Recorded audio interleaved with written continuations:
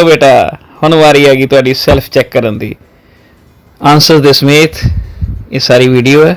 ਤੁਸੀਂ ਆਪਣੇ ਆਨਸਰਸ ਦੇ ਨਾਲ ਮੇਲ ਕਰਾ ਕੇ ਜਿੰਨੇ ਤੁਹਾਡੇ ਇਮਾਨਦਾਰੀ ਨਾਲ ਮਾਰਕਸ ਬਣਦੇ ਹੈ ਉਹ ਲਗਾ ਕੇ ਪਿਕ ਖਿੱਚਣੀ ਹੈ ਅਤੇ ਵਟਸਐਪ ਗਰੁੱਪ ਵਿੱਚ ਸੈਂਡ ਕਰ ਦੇਣੀ ਹੈ। ਸ਼ਾਬਾਸ਼ ਬੇਟਾ, very good. First question is, rainfall can be divided into how many types? ਵਰਖਾ ਨੂੰ ਕਿੰਨੀਆਂ ਕਿਸਮਾਂ ਵਿੱਚ ਵੰਡਿਆ ਜਾ ਸਕਦਾ ਹੈ? I repeat, ਵਰਖਾ ਨੂੰ ਕਿੰਨੀਆਂ ਕਿਸਮਾਂ ਵਿੱਚ ਵੰਡਿਆ ਜਾ ਸਕਦਾ ਹੈ?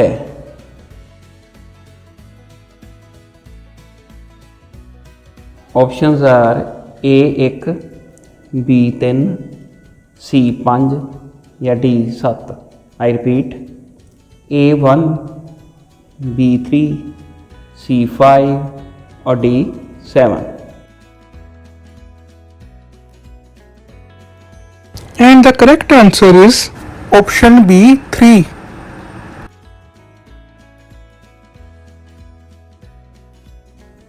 अगला प्रश्न है बेटा, डैश वर्खा उदों होंदी है जदों धरती अपने आले दुआले के अस्थिर या कह लो नमी वाले वायुमंडल विच ज़्यादा गर्म हो जाती है ਅਤੇ ਉਸ ਦੇ ਨਾਲ ਵਾਸ਼ਪੀਕਰਨ ज़्यादा ਹੁੰਦਾ है। I repeat, dash rainfall occurs when the earth's surface within a conditionally unstable or moist atmosphere becomes heated more than its surroundings, leading to significant evaporation।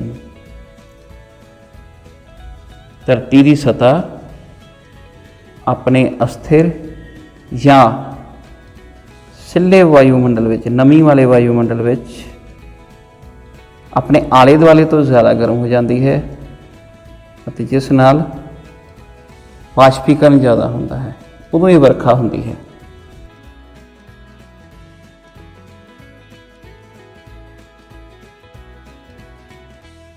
इसके ऑप्शंस हैं बेटा, ए चक्रवाती, बी संवहन, सी पर्वती या डी ये सारियां ही।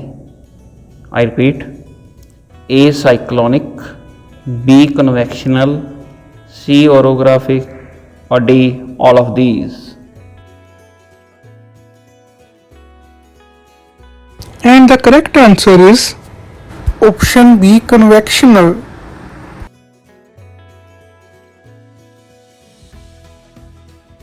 नेक्स्ट क्वेश्चन इज बेटा, धरातली उचान निवान दी वर्खा डैश वर्खा का दूसरा नाम है। Relief rainfall is the other name of dash rainfall. धरातली उचान निवान दी वर्खा डैश वर्खा का दूसरा नाम है।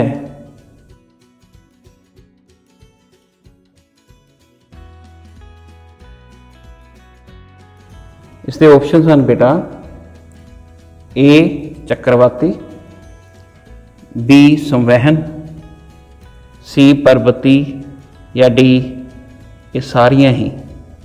आई repeat, A cyclonic, B convectional, C orographic और डी ऑल ऑफ दीज।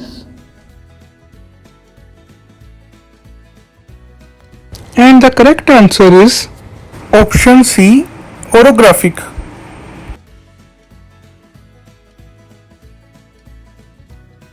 अगला प्रश्न है बेटा, ललाट वर्खा डैश वर्खा का दूसरा नाम है।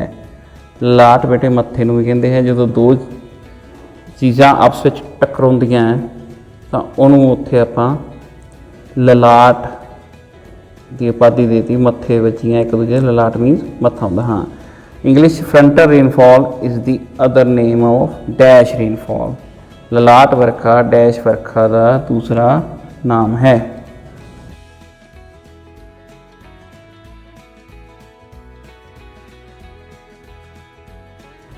इसके ऑप्शन हैं बेटा, ए चक्रवाती, बी संवहन, सी पर्वती या डी ये सारियां ही। I repeat, A cyclonic, B convectional, C orographic और D all of these. And the correct answer is option A, cyclonic.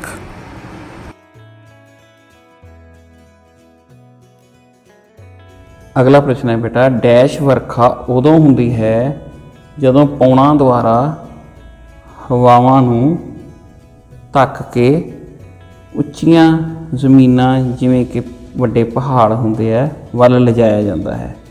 Dash rainfall is caused when masses of air pushed by wind are forced up the side of elevated land formations such as large mountains। Dash ਵਰਖਾ ਉਦੋਂ ਹੁੰਦੀ ਹੈ ਜਦੋਂ ਪੌਣਾ ਦੁਆਰਾ ਹਵਾਵਾਂ ਨੂੰ ਉੱਚੀਆਂ ਜ਼ਮੀਨਾਂ ਜਿਵੇਂ ਕਿ ਵੱਡੇ ਪਹਾੜ ਹੁੰਦੇ ਹਨ ਵੱਲ ਧੱਕ ਦਿੱਤਾ ਜਾਂਦਾ ਹੈ।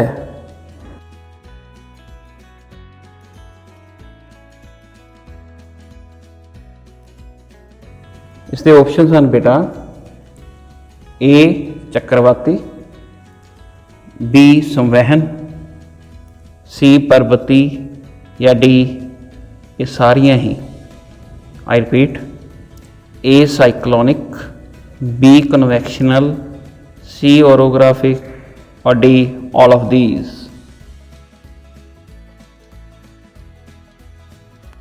And the correct answer is option C, orographic.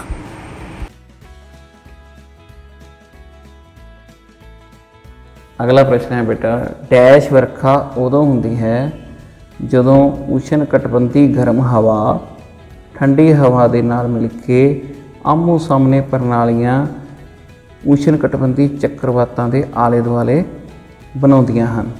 Dash rainfall is caused by frontal systems surrounding extratropical cyclones or lows which form when warm and often tropical air meets cooler air। Dash ਵਰਖਾ ਉਦੋਂ ਹੁੰਦੀ ਹੈ ਜਦੋਂ ਗਰਮ ਹਵਾਵਾਂ ਜਿਹੜੀਆਂ ਉਸ਼ਣ ਕਟਬੰਧੀ ਹੁੰਦੀਆਂ ਗਰਮ ਹਵਾਵਾਂ ਠੰਡੀਆਂ ਹਵਾਵਾਂ ਦੇ ਨਾਲ ਮਿਲ ਕੇ ਆਮੋ ਸਾਹਮਣੇ ਪ੍ਰਣਾਲੀਆਂ ਬਣਾਉਂਦੀਆਂ, ਉਹ ਵੀ ਚੱਕਰਵਾਤਾਂ ਜਿਹੜੇ ਉਸ਼ਣ ਕਟਬੰਧੀ ਚੱਕਰਵਾਤ ਹੁੰਦੇ ਉਹਨਾਂ ਦੇ ਆਲੇ ਦੁਆਲੇ। ਦੱਸੋ ਬਈ।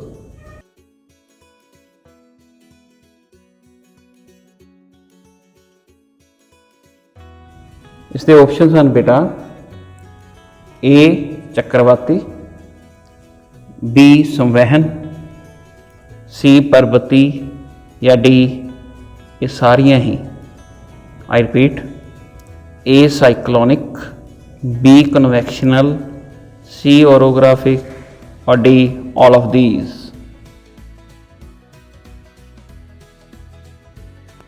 And the correct answer is option A, cyclonic.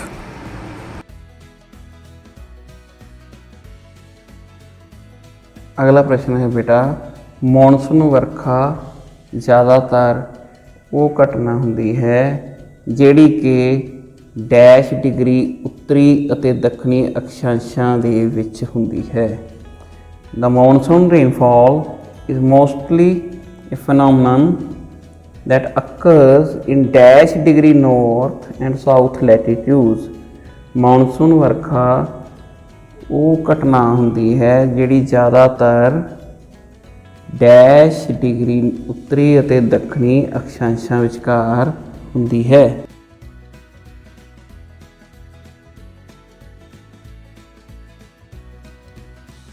ਇਸ ਦੇ ਆਪਸ਼ਨਸ ਹਨ ਬੇਟਾ, A 10, B 20, C 30 या D 40।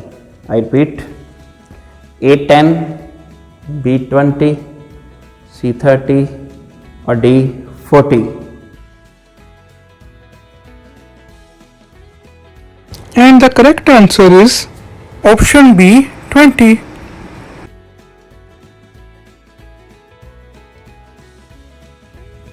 अगला प्रश्न है बेटा, ਡੈਸ਼ ਵਰਖਾ ਪ੍ਰਤੀਸ਼ਤ ਤਾਂ ਪੁੱਛੀਏ ਬੇਟੇ। ਭਾਰਤ ਵਿੱਚ ਡੈਸ਼ ਵਰਖਾ ਮੌਨਸੂਨ ਤੇ ਨਿਰਭਰ ਕਰਦੀ ਹੈ। I repeat, the dash percentage of rainfall in India depends upon the monsoon.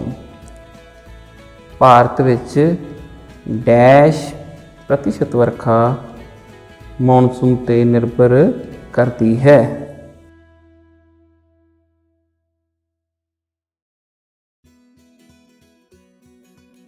ਇਸ ਦੇ ਆਪਸ਼ਨਸ ਹਨ ਬੇਟਾ 80%, 85%, 90% ਜਾਂ 95%। I repeat, A 80%, B 85%, C 90% or D 95%।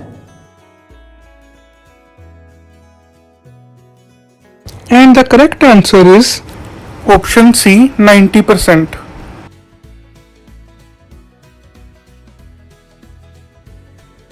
अगला प्रश्न है बेटा, ਭਾਰਤੀ ਮੌਨਸੂਨ ਪੌਣਾ ਜ਼ਮੀਨ ਅਤੇ ਪਾਣੀ ਯਾਨੀ ਕਹਿ ਲਓ ਧਰਤੀ ਅਤੇ ਸਮੁੰਦਰਾਂ ਦੇ ਡੈਸ਼ ਹੋਣ ਦੇ ਅੰਤਰ ਕਰਕੇ ਹੁੰਦੀਆਂ ਹਨ। I repeat, the phenomena of Indian monsoon generally occurs because of differential dash of land and water। ਧਰਤੀ ਅਤੇ ਜ਼ਮੀਨ ਦੇ ਡੈਸ਼ ਵੱਖੋ ਵੱਖ ਹੋਣ ਕਰਕੇ ਭਾਰਤੀ ਮਾਨਸੂਨ ਪੌਣਾ ਅਕਸਰ ਹੁੰਦੀਆਂ ਹਨ।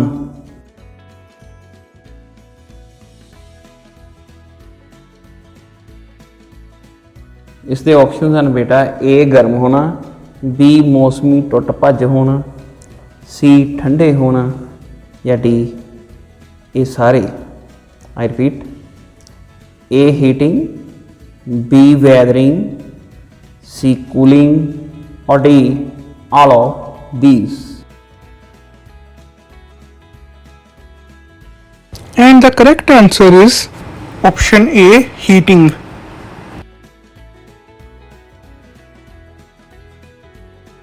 ਅਗਲਾ ਪ੍ਰਸ਼ਨ ਹੈ ਬੇਟਾ, ਕਿਹੜੀ ਭਾਰਤੀ ਸਟੇਟ ਵਿੱਚ ਜਾਂ ਕਿਹੜੇ ਭਾਰਤੀ ਰਾਜ ਵਿੱਚ ਮੌਨਸੂਨ ਪੌਣਾ ਪਹਿਲਾਂ ਦਾਖਲ ਹੁੰਦੀਆਂ ਹਨ। ਮੌਨਸੂਨਸ ਫਸਟ ਐਂਟਰ ਇਨ ਵਿਚ ਇੰਡੀਅਨ ਸਟੇਟ।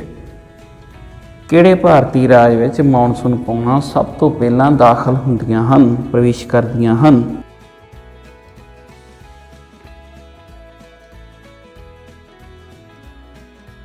ਇਸ ਦੇ ਆਪਸ਼ਨਸ ਹਨ ਬੇਟਾ A Kerala, B Andhra Pradesh, C Karnataka ਔਰ D none of these। I repeat, A Kerala, B Andhra Pradesh, C Karnataka ਜਾਂ D ਇਹਨਾਂ ਵਿੱਚੋਂ ਕੋਈ ਵੀ ਨਹੀਂ। And the correct answer is option A, Kerala।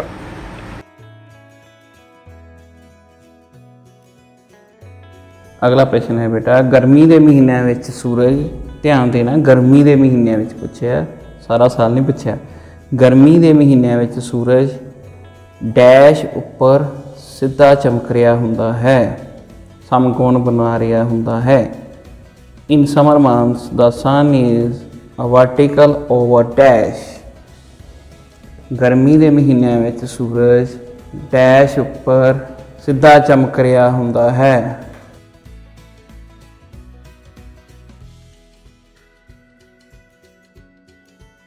ਇਸ ਦੇ ਆਪਸ਼ਨਸ ਹਨ ਬੇਟਾ ਕਰਕ ਰੇਖਾ, B ਮਕਰ ਰੇਖਾ, C ਭੂਮਧ ਰੇਖਾ ਜਾਂ D ਇਹਨਾਂ ਵਿੱਚੋਂ ਕੋਈ ਵੀ ਨਹੀਂ। I repeat, A tropic of cancer ਕਰਕ ਰੇਖਾ, B ਟ੍ਰੋਪਿਕ ਆਫ ਕੈਪਰੀਕॉर्न ਮਕਰ ਰੇਖਾ, C ਇਕੁਏਟਰ ਭੂਮਧ ਰੇਖਾ ਔਰ D none of these ਇਹਨਾਂ ਵਿੱਚੋਂ ਕੋਈ ਵੀ ਨਹੀਂ।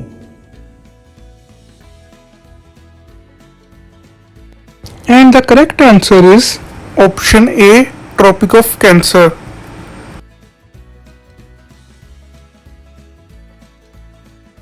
ਅਗਲਾ ਪ੍ਰਸ਼ਨ ਹੈ ਬੇਟਾ, ਡੈਸ਼ ਪਠਾਰ ਦੇ ਗਰਮ ਹੋਣ ਨਾਲ ਵੀ ਭਾਰਤ ਵਿੱਚ ਹੋਣ ਵਾਲੀ ਵਰਖਾ ਨੂੰ ਜੋੜਿਆ ਜਾਂਦਾ ਹੈ। The heating of dash plateau correlated well with rainfall over India। Bharat ਵਿੱਚ ਹੋਣ ਵਾਲੀ ਵਰਖਾ ਨੂੰ ਡੈਸ਼ ਪਠਾਰ ਦੇ ਗਰਮ ਹੋਣ ਨਾਲ ਵੀ ਚੰਗੀ ਤਰ੍ਹਾਂ ਜੋੜਿਆ ਜਾਂਦਾ ਹੈ।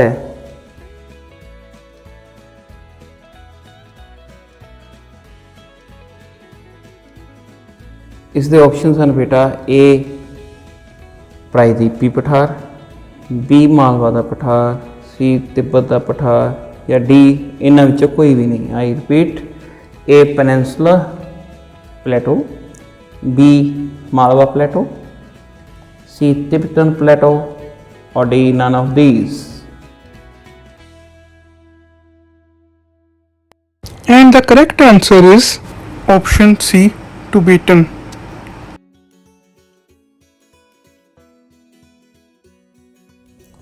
ਅਗਲਾ ਪ੍ਰਸ਼ਨ ਹੈ ਬੇਟਾ, ਤੁਸੀਂ ਦੱਸਿਆ ਸੀ ਮੌਨਸੂਨ ਪਾਉਣਾ ਭਾਰਤ ਵਿੱਚ ਪਹਿਲਾਂ ਕਿਹੜੀ ਸਟੇਟ ਵਿੱਚ ਆਉਂਦੀਆਂ। ਹੁਣ ਪ੍ਰਸ਼ਨ ਦਾ ਥੋੜ੍ਹਾ ਜਿਹਾ ਰੂਪ ਚੇਂਜ ਕੀਤਾ। Monsoon first hits dash in India. Monsoon ਪਹਿਲਾਂ ਭਾਰਤ ਵਿੱਚ ਡੈਸ਼ ਨਾਲ ਟਕਰਾਉਂਦੀਆਂ ਹਨ। ਆਪਸ਼ਨਸ ਦੇਖਿਓ ਫਿਰ ਧਿਆਨ ਨਾਲ ਉੱਤਰ ਦੇਣਾ। ਮੌਨਸੂਨ ਪਾਉਣਾ ਭਾਰਤ ਵਿੱਚ ਪਹਿਲਾਂ ਡੈਸ਼ ਨਾਲ ਟਕਰਾਉਂਦੀਆਂ ਹਨ।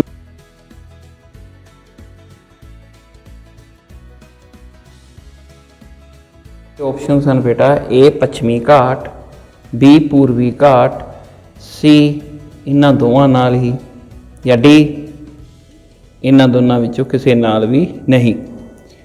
ਆਈ repeat, A Western Ghats, B Eastern Ghats, C both of these or D none of these।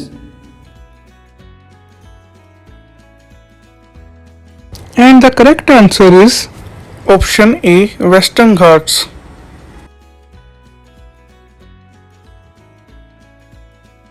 ਅਗਲਾ ਪ੍ਰਸ਼ਨ ਹੈ ਬੇਟਾ, ਉਸ ਜਗ੍ਹਾ ਦਾ ਨਾਮ ਦੱਸੋ ਜਿੱਥੇ ਦੁਨੀਆ ਵਿੱਚ ਸਭ ਤੋਂ ਜ਼ਿਆਦਾ ਮੀਂਹ ਪੈਂਦਾ ਹੈ। ਔਸਤ ਵਰਖਾ ਸਭ ਤੋਂ ਜ਼ਿਆਦਾ ਜਿੱਥੇ ਪੈਂਦੀ ਹੈ। I repeat, name the place which is wettest in the world. English wettest ਕਹਿੰਦੇ ਆ, ਜਿੱਥੇ ਸਭ ਤੋਂ ਜ਼ਿਆਦਾ ਮੀਂਹ ਪੈਂਦਾ ਹੈ। ਉਹ ਜਗ੍ਹਾ ਦਾ ਨਾਮ ਦੱਸੋ ਜਿੱਥੇ ਸਾਲਾਨਾ ਔਸਤ ਵਰਖਾ ਸਭ ਤੋਂ ਜ਼ਿਆਦਾ ਹੁੰਦੀ ਹੈ।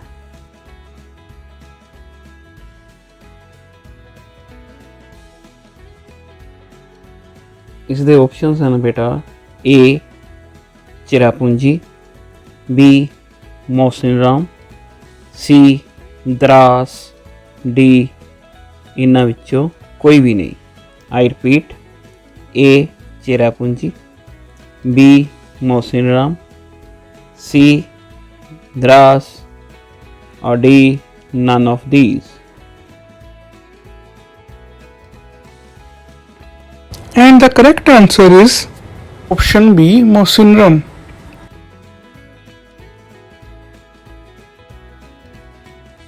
आखिरी प्रश्न है बेटा, जून dash is regarded as the date of onset of the monsoon in India।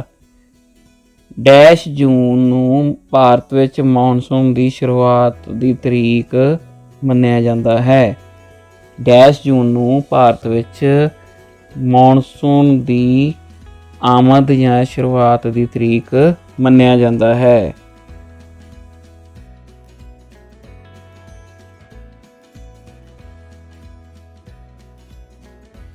ਇਸ ਦੇ ਆਪਸ਼ਨਸ ਹਨ ਬੇਟਾ A 21, B 30, C 15 ਜਾਂ D ਇਹਨਾਂ ਵਿੱਚੋਂ ਕੋਈ ਵੀ ਨਹੀਂ। I repeat, A 21, B 30, C 15 or D none of these।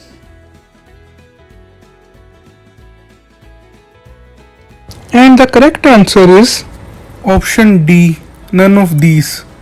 June 1 is the correct answer। ਬੇਟਾ ਹੁਣ ਜਲਦੀ ਤੋਂ ਜਲਦੀ ਆਪਣੇ ਆਨਸਰਸ ਲੌਗ ਕਰ ਦਿਓ, ਪਿਕਚਰ ਖਿੱਚੋ ਤੇ WhatsApp ਗਰੁੱਪ ਵਿੱਚ ਸੈਂਡ ਕਰੋ। ਜਿਹੜੇ ਬੱਚੇ WhatsApp ਗਰੁੱਪ 'ਚ ਹਾਲੇ ਐਡ ਨਹੀਂ ਹੋਏ ਉਹ ਡਿਸਕ੍ਰਿਪਸ਼ਨ ਵਿੱਚ ਜਾਣ, ਉੱਥੇ WhatsApp ਗਰੁੱਪ ਜੁਆਇਨ ਕਰ ਲੈਣ। ਥੈਂਕ ਯੂ ਬੇਟਾ, ਬਾਏ ਬਾਏ, ਸਾਰੇ ਵਿਨਰਸ ਨੂੰ ਬਹੁਤ ਬਹੁਤ ਵਧਾਈ ਇੱਕ ਵਾਰ ਫੇਰ।